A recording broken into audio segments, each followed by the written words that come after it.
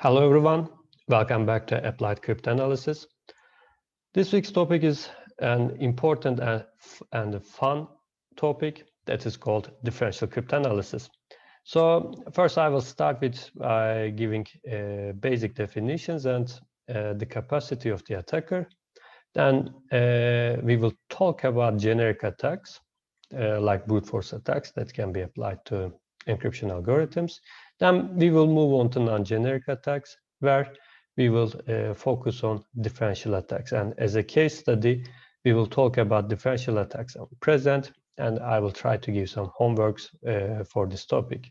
Of course, we are going to focus on differential cryptanalysis on block ciphers, but differential cryptanalysis is a generic idea because you are actually introducing a small change, a small difference on the input, and by looking at the output, we are trying to understand or recover the key. So you can do this kind of attacks on block ciphers like we are going to do in this lecture, but you can also do the same thing on stream ciphers. You can also use the similar idea to get hash collisions, and you can also use it for MAC forgeries or RSA key attacks or recoveries, key recoveries. So let's start. Let's first look at attack types. And first thing we are going to talk about is total break. In this scenario, the attacker recovers the key. So this is actually the main idea, main target most of the time. So as an attacker, you aim to capture the key. And as a person who is using a encryption algorithm, your aim is to keep the key secret. When a total break happens, in other words, when an attacker captures the key, the whole security, whole confidentiality is lost because they can encrypt and decrypt. So they can decrypt any message you send, but also they can introduce their own plaintext as ciphertext and use it and so on. And this also works backwards, because if so far they have captured all the ciphertext you have communicated so far, once they recover the key, they can go back and obtain every plaintext that is transmitted so far. So this is important. But there are different attack types too. For instance, global deduction. In this case, the attacker finds an algorithm A that is functionally equivalent to either encryption of this algorithm under the secret key, which you don't know, or the decryption again under the secret key, which you don't know. So in some cases, even without capturing the secret key, you can perform encryption and decryption. It might sound strange, but this can happen. And another thing is local deduction. The attacker can generate the plaintext corresponding to a previously unseen ciphertext or vice versa. So in this scenario, you don't have the key, and you also cannot encrypt and decrypt. So you cannot decrypt any ciphertext you capture, or you cannot perform the encryption because you don't know the key. But for some or a single plaintext, if you can perform such a process, so that without knowing the secret key, if you can generate a ciphertext for a plaintext which wasn't sent before, then this would be a local deduction, and vice versa. And finally, the fourth thing I'm going to talk about, a distinguishing algorithm or a distinguishing attack. This is very important, and mostly we will focus on this part first and then move on to total break. Distinguishing algorithm is as follows. The attacker can effectively distinguish between two black boxes, which are the block cipher with a randomly chosen key or a random chosen permutation. So this is important. So we have to first focus on this part in order to understand what a non-generic attack is, or how differential cryptanalysis works and so on. So idea is as follows. There's a black box in front of you, so you can put any input to it, and it's a deterministic algorithm. It gives you an output. So if you introduce the same input, it will give you the same output. So the question is, does this box is a random permutation? So by random permutation, we mean if the input size is b bits, then there are a total 2 to the b different inputs, and the output is also 2 to the b different outputs. So for your b-bit inputs, you obtain b-bit outputs. So any randomly chosen permutation is just actually mapping this 2 to the b inputs to same 2 to the b outputs. So if it is just a permutation, or if it is a cipher which works under a secret key that you don't know. So if you can find a weakness in the algorithm, for instance, if there's a weakness in AES, you can perform the following distinguishing attack or algorithm, so that once somebody gives you a black box, if such a weakness exists in AES, you can say if it is AES or a random permutation. So our actually initial aim is to find a distinguisher for the cipher, but of course modern ciphers are designed in a good way, so it is not that easy. Most of the time it's not possible to obtain a distinguisher for the whole cipher. But what we are going to do is as follows. Instead of finding a distinguishing algorithm for the whole cipher, we will find a distinguishing algorithm for the reduced round version of the algorithm. So this way, by using it, we can, which means that, for instance, if you find a 4-round distinguisher for AES, this means that you can distinguish it from a random permutation. So once you get a black box, you can say if it is a 4-round AES or a random permutation. But of course, AES is not 4 rounds, it is 10 rounds.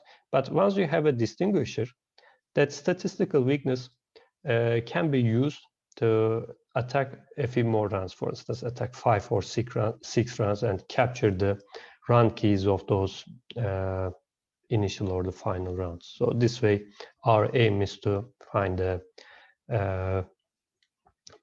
attack the whole cipher. So as you can see, everything starts with a distinguisher. So for this reason, when I'm going to talk about non-generic attacks, we will focus a lot on a distinguisher, and we will try to understand why this is the case. So as a cryptanalyst, you also have to understand our motivation.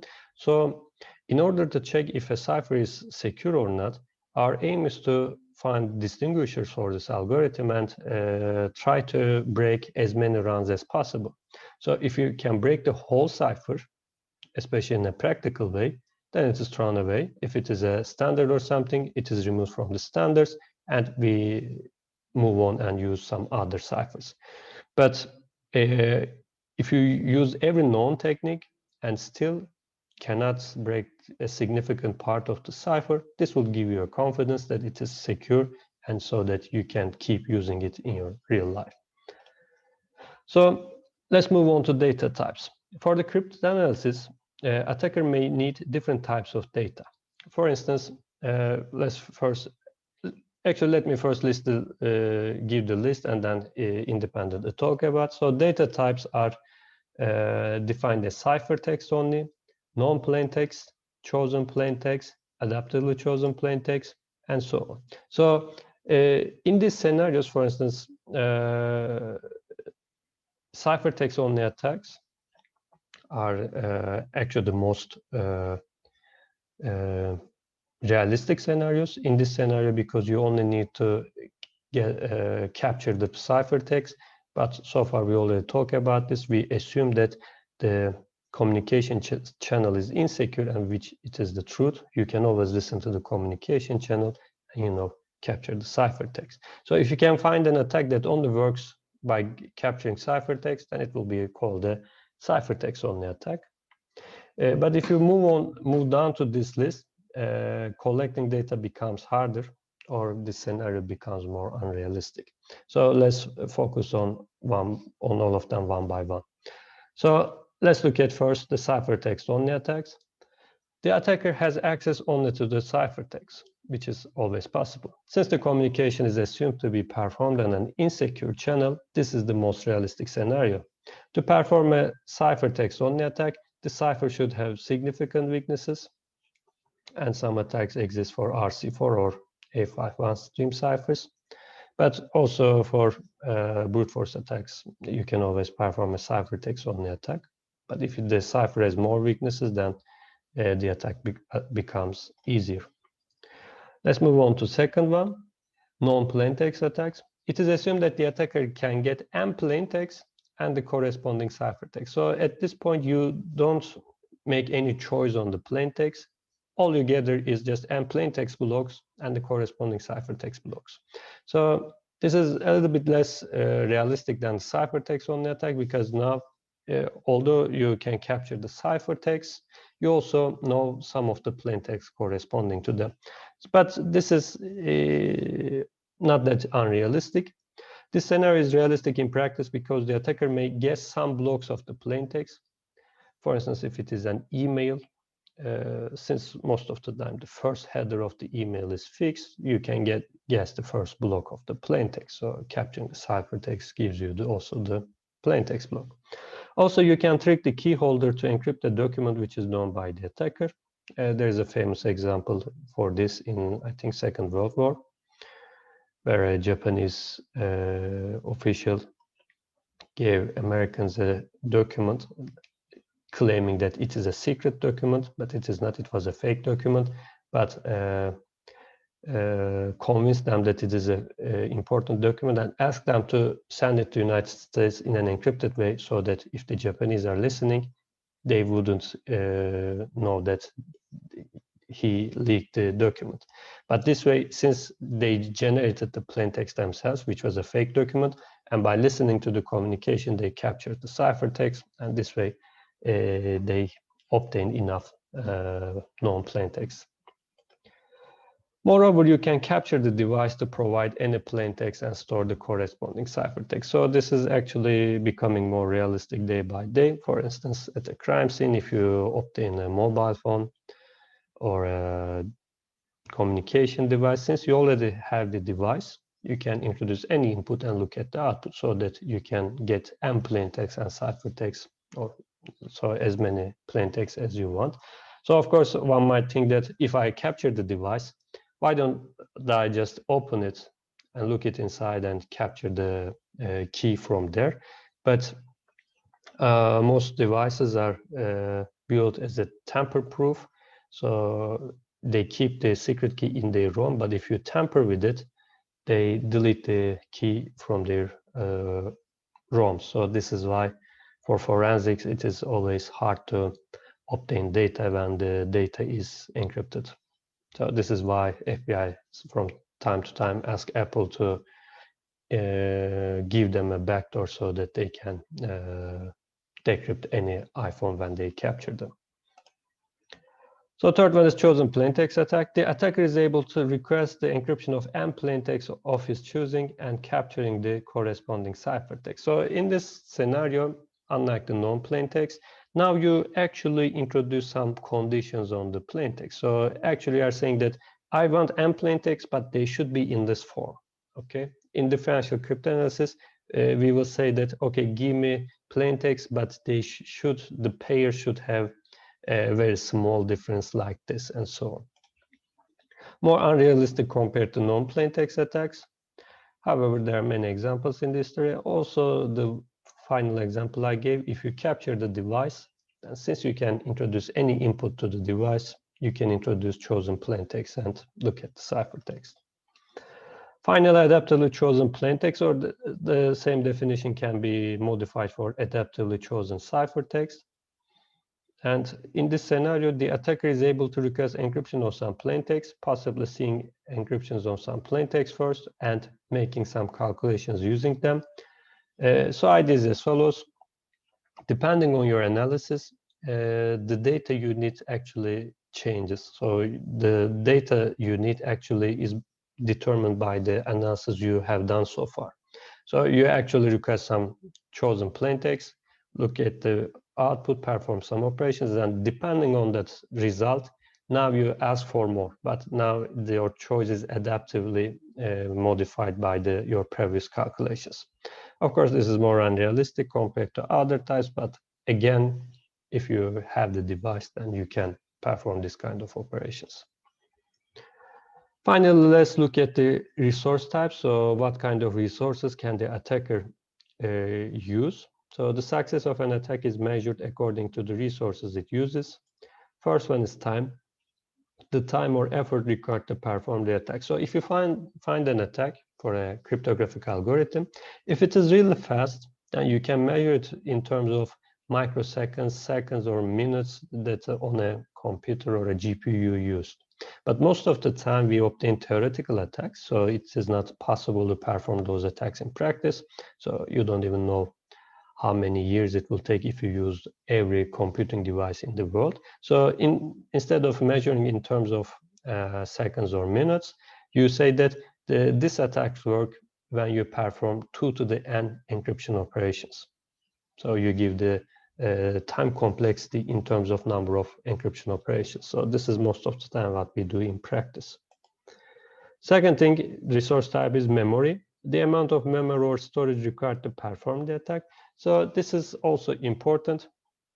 Sometimes when you give an attack, for instance, we have a lot of plaintext and ciphertext in our attack. So you might need to store them in the memory. For instance, if you are trying to find a collision for a hash function, once you perform a lot of hashes, you have to store them somewhere so that you can compare them with each other to see if there's a collision or not. So you have to keep them in a memory. Again, if this is a practical attack, you can give the memory in terms of bytes, kilobytes, or gigabytes, or terabytes. But most of the time, it will be more than our memory you have. Like maybe you'll say that I need 2 to the 100 blocks of memory. By blocks, I mean the block size of the block cipher. So in real life, nobody has that much memory. But so you say that this is a theoretical attack. If I can come up with that amount of memory, then I can perform the attack. The third thing is data, the amount of data required to perform the attack. So it shouldn't be confused with the memory. By the data, we actually want to measure how many plaintext and corresponding ciphertext you are requesting. So of course, if it is a ciphertext on the attack, this means that how many ciphertext you need to perform the attack. So data is determined as number of blocks you need, but this can be ciphertext or non-plaintext, or chosen plaintext, or adaptively chosen plaintext, and so on. But it is the number of data you require. For instance, for a differential attack, maybe you need 2 to the 100 chosen plaintext. So that is your data complexity. But you don't need to most probably store them the whole time in a memory. You can use them when they come. So the memory complexity can be different than the data complexity. It can be larger than the data complexity, or can be lower than data complexity, depending on the attack actually.